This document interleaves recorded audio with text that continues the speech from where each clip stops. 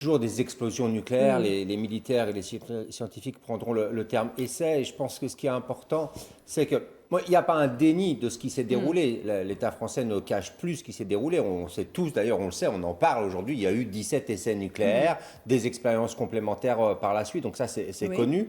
L'État français a reconnu à partir du milieu des années 2000 aussi un certain nombre d'accidents grâce au travail fort réalisé par la société civile française, grâce à l'appui de certains parlementaires.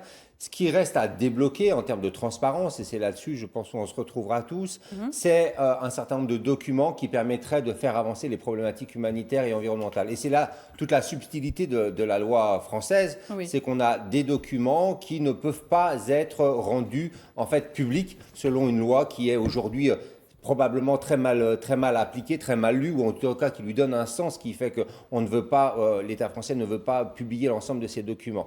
Donc c'est là-dessus où on cherche à se battre, c'est là-dessus où on demande aux parlementaires français de faire avancer cette question-là, de diffuser, de publier enfin un certain nombre de documents.